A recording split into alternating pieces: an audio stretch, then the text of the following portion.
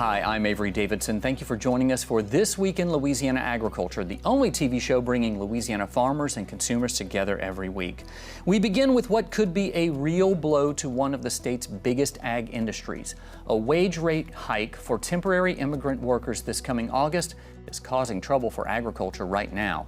The U.S. Department of Labor is increasing the adverse effect wage rates by more than $7 per hour. TWILA's Neil Melancon shows us how this might have more than just an adverse effect in Louisiana, especially for sugarcane. Hugh Andre is helping out a neighbor with some spot welding today. It's one of many jobs on the farm he runs with his brothers Mike and Chris. Even with this hands-on approach, he says, there's still a lot more work to be done on the farm, which is why they use the H-2A labor program that allows migrant laborers to help out, especially in sugar.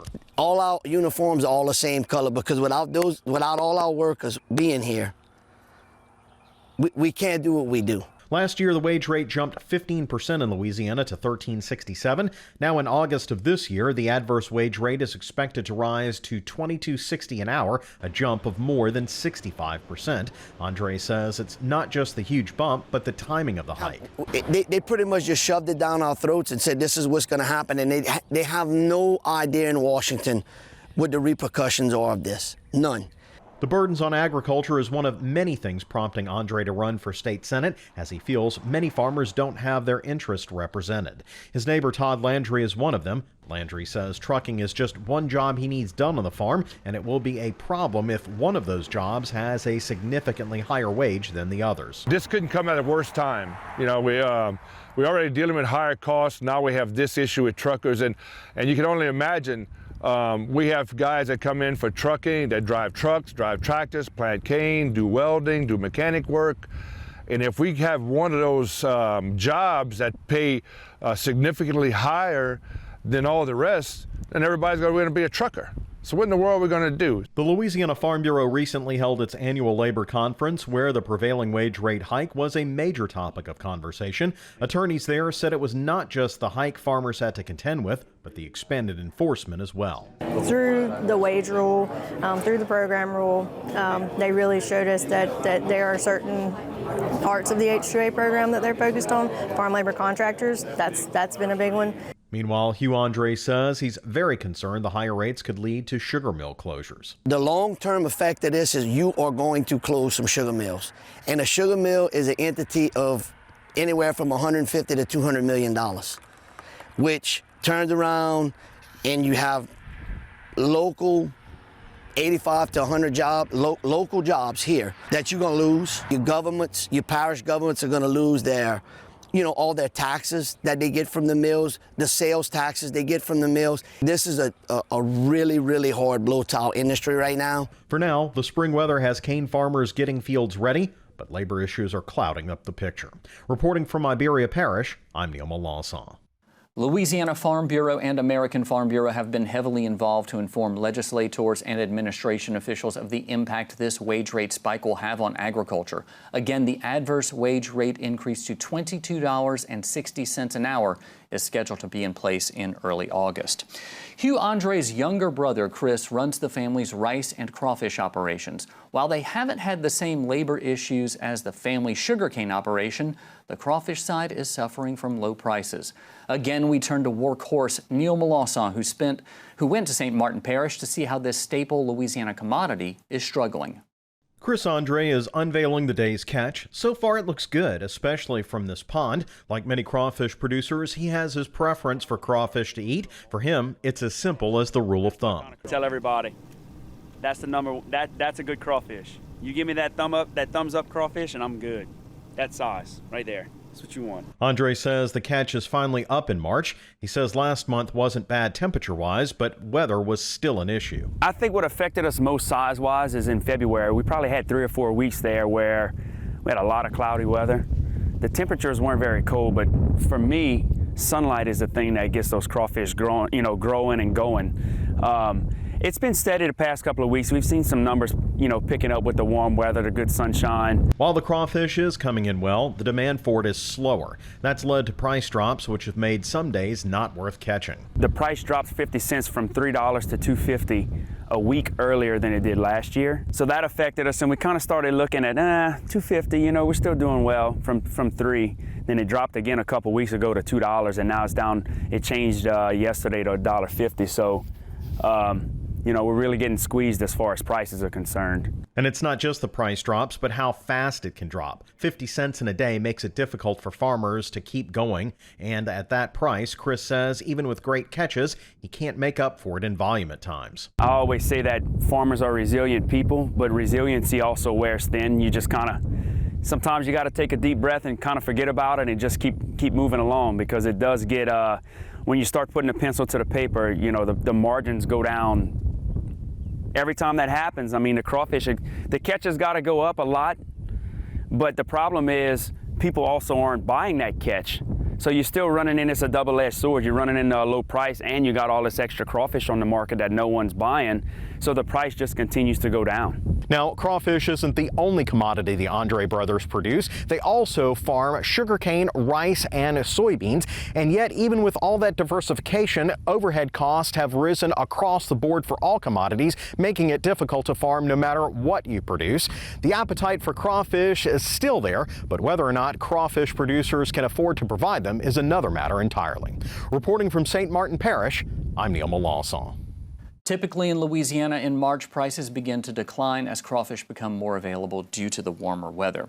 And we're pretty much seeing that when compared to the prices we brought you last time. Looking at crawfish prices from across the state, this week we start in Baton Rouge at Tony's Seafood with live crawfish coming in at $3.37 per pound and boiled at $4.99 a pound. Next we go down south to Houma at Wine Island Seafood with live crawfish at $2.79 per pound and boiled at $5.69 per pound. And finally we go up north to Houghton at Crawfish Palace with live crawfish at $2.25 a pound and boiled at $4.98 a pound. These crawfish prices are brought to you by the Louisiana Crawfish Promotion and Research Board, which reminds you to always eat Louisiana crawfish. And if you're not sure, ask before you eat. In Louisiana, crawfish ponds often double as rice paddies, and they are a mainstay on the landscape of South Louisiana. This week, TWILA's Karl Wiggers takes us deep into rice country where crawfish ponds are draining and rice planting is underway. It's hard to see from above, but this is the start of something new. Connor Popek is planting rice near Gaydon, and with rice fields dry, Popek is full steam ahead. If you can get most of your cropping in March, that's especially dry, that's a blessing for sure. A lot of times your earlier planted rice does better, and it allows us to have the opportunity to have a second crop or a ratoon crop. That ratoon crop is an important factor for rice farmers who have been up against some extremely tight margins in the past few years. Connor has been farming rice and crawfish for 5 years now and has seen the impact of rising input costs. My first couple years farming, I could put in a crop at $650 an acre. This year it's going to be $800 to, last year included, $800 to $850 an acre. Just with, like we were talking earlier, $1,000 urea last year. It has come down, but I think it's $550 roughly. I think my first year it was low 400s. So it's still significant, but the price has caught up with us so far. So I think it's relative to what we faced a couple years ago. At this time last year, farmers were pretty pessimistic during planting. We were not excited to plant. Nothing changed yet. We were planning into, you could call it almost a losing situation. Midway through the year, the prices started coming up. Diesel stayed high. Obviously all our inputs stayed high, but the rice price did match to where, as far as beginning of the year, we were praying that it would get to that level to where we had an opportunity to, to make a living. So it did. So for me, last year was okay. Popek says this year's early rice prices look much better and farmers are much more upbeat. So much so that some farmers are pulling the plug on crawfish fields to free up more acres for rice. We planted last year going into, I think rice was at like $22 a barrel, where this year they already have bids at 30 plus, which is where it needs to be for these inputs. Crawfish production this year has started out very, very slow, and just the outlook on rice this year, there has been a lot of crawfish getting drained now, or maybe even 3 weeks ago to get planted in the rice, which in the past you would never abandon a crawfish pond, but this year people are pulling the plugs a little earlier and planting rice. In Gaydon, I'm Karl Wiggers for This Week in Louisiana Agriculture. Popek says he's optimistic about the weather this spring that has been great for planting rice. We want to wish all of our farmers planting this year's crop a safe and smooth spring for planting and a bountiful harvest later this year. One farmer feeds about 166 people on average. That's according to the American Farm Bureau Federation. That means farmers are producing more and often need to store their harvest on the farm. The fact about agriculture is that it is one of the most dangerous professions in the world. As TWILA's Breann Hendrickson shows us, in 30 years there have been more than 200 deaths due to grain bin entrapments, so the Louisiana Farm Bureau is doing something about it. What's inside a farm grain bin is a farmer's livelihood. It can also take the farmer's life. Flowing grain bin entrapment can be fatal in minutes. But the average response time by fire and rescue team is 3 hours. Louisiana Farm Bureau Safety Director Wendell Miley says that's why he has teamed up with Mississippi Farm Bureau to host 3 grain bin safety and rescue workshops. We're here tonight training first responders, firefighters, how to safely and effectively get somebody out of a grain bin to hopefully save their life. More Louisiana farmers have grain bins as they've increased production to meet consumer demand. More grain bins mean more grain bin entrapments. There are more grain bins that are on the farm nowadays than 10, 20 years ago. So yeah, our numbers, our incidences of these type of accidents happening has gone up. We have had several rescues in Louisiana that have been successful. The state of Mississippi, the guys that come and help do this program, they account for about 14 lives saved over the last several years that they've done this program. So it has been a beneficial program in the fact that lives are being saved because of this training available. Natchitoches Parish President Steve Roberts understands the importance of having this training. I mean, if we have somebody hung in a grain bin, if we have an emergency, thought the first responders it would be good for them to know or have a little insight. I know when the time happens, you know, that might not kick in, but they would at least have a little idea of it. This is training no one wants to use, but it comes with the satisfaction of knowing it. It's the satisfaction of seeing people that attend these events that really are in awe of what they're learning, because it's something that really people don't hear a whole lot about.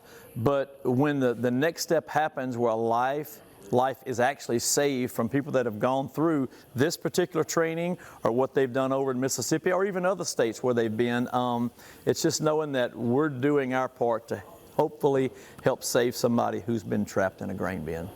As you can see in the graphics from Central States Center for Ag Safety and Health and National Ag Safety Database, a grain entrapment can happen quickly. A steep pile of grain can avalanche and result in suffocation. Someone entering a grain bin with equipment turned on just has seconds to react, and in a matter of 11 seconds, you can be sucked under the grain, which can lead to suffocation. That's why training like this is vitally important. For This Week in Louisiana Agriculture, I'm Breann Hendrickson. If you would like to learn more about grain bin safety and even see how you can request one of these workshops for next year, visit our website at twilatv.org. Still to come on TWILA, an elephant never forgets something sweet. But first, honoring those who dedicate their lives to agriculture. Stay with us.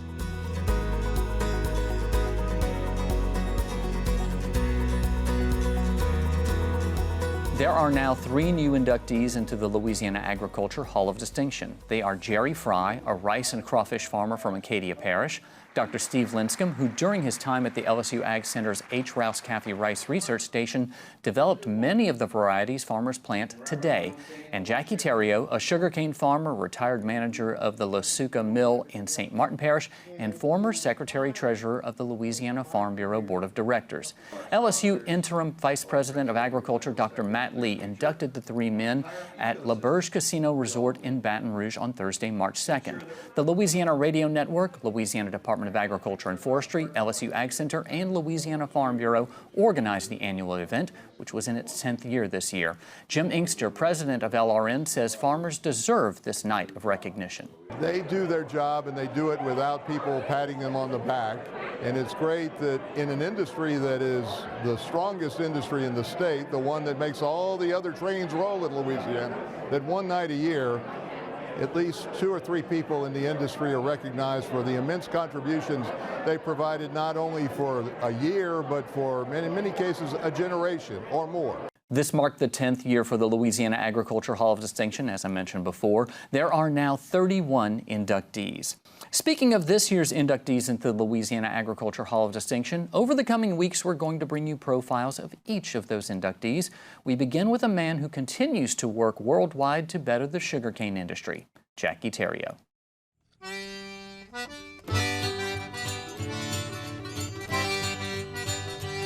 This is what retirement looks like for Jackie Theriot. Still busy tending to his garden. Yeah, we produce enough corn and okra I haven't planted yet, but that's coming. Slowing down is not something Theriot does well, so at 82 years old, he doesn't. I stay busy, and if you want good health, you better stay busy.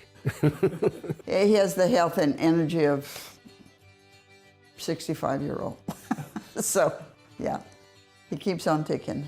That's his natural resting state is busyness. And I see how that served him well, not only in terms of just, maintaining your mobility and being able to do the things that you would like to be able to do. The way that you do that is by staying moving. And I think he's been able to join that with an earnest desire to do something good, to be a positive force in the world. Jackie Theriot started the busy path to becoming a positive force in the world by working on his father's farm in the 1940s, then went to LSU and USL to get a degree in agronomy in 1962. But he did not go straight back to the farm. Remember that desire to be a positive force? It was a Jack, not Jackie, who fostered that, President John F. Kennedy, when he said, "How many of you are willing to work in the Foreign Service and spend your lives traveling around the world? On your willingness to do that, not merely to serve 1 year or 2 years in the service, but on your willingness to contribute part of your life to this country, I think will depend the answer whether a free society can compete. I think it can, and I think Americans are willing to contribute." Jackie Theriot was willing to contribute, joined the Peace Corps, and went to Africa. In fact, where the white arrow points, that's Jackie in the Rose Garden with President Kennedy. And it really changed my whole philosophy and mentality in life. I got to see the big picture, and it really helped. His wife Sue was 19 at the time and went with him. And after his time in the Peace Corps ended, Jackie continued working in Africa for Texas A&M. One day our daughter got a bone in her throat, and we had to travel 50 miles to the doctor to get it out. And my wife said, "Look, if we're going to raise a family, let's go back to the States." And we came back and started farming in '67. Jackie and his brother farmed sugarcane until 1983, when he was called into service again, this time to manage the Breaux Bridge Sugar Cooperative. I was going for 1 year to clean up the mess, and after the year, I said, no.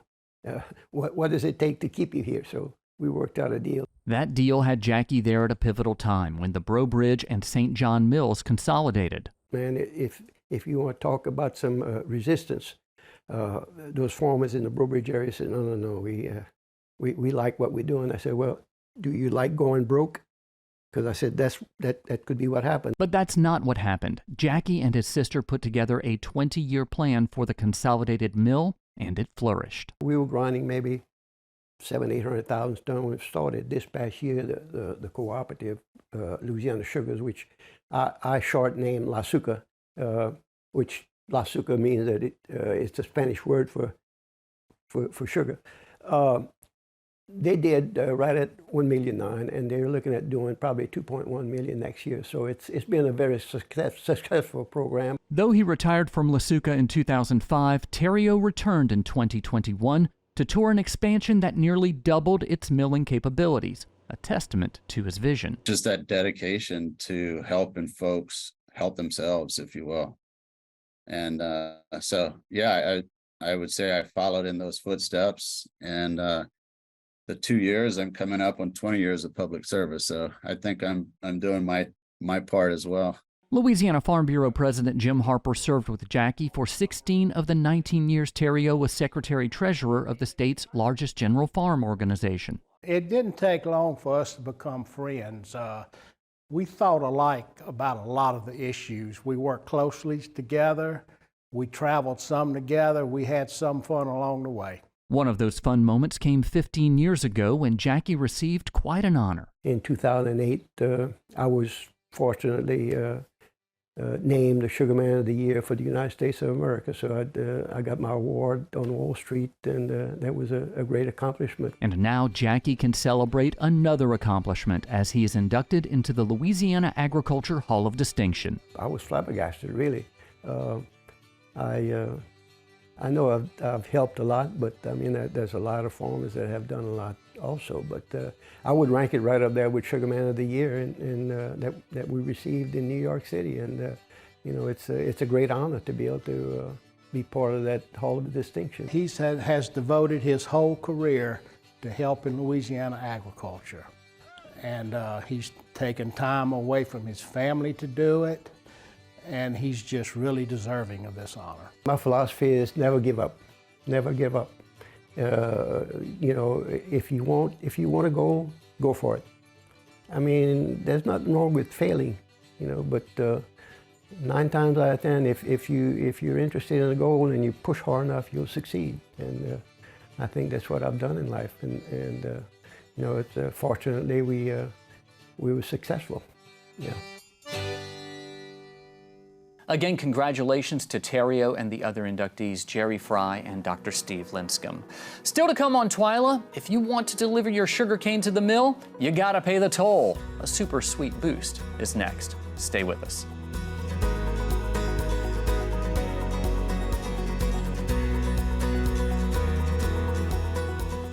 It's time for the Twila Boost, a story to help lift you up before we say goodbye.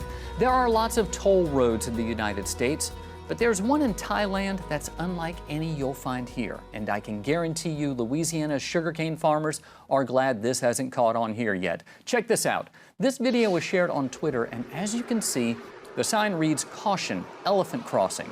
Except the elephant doesn't cross. It steps right out in front of the truck hauling sugarcane, takes a little bit for itself. Now, if it were a one-time thing, I wouldn't think much of it. But here it is, the same elephant still munching on the previous toll, stopping another truck, and again, taking a few stalks to munch on. Okay, 2 times. Does that really make it a toll road? Well, ask the third driver who rides up upon the elephant, and again, the elephant takes a few stalks and just lets the truck go by. Now, I'm starting to think maybe we should not have shared this video. I mean, we wouldn't want to give the alligators in Louisiana any ideas, especially with all of the cattle trailers on the interstate.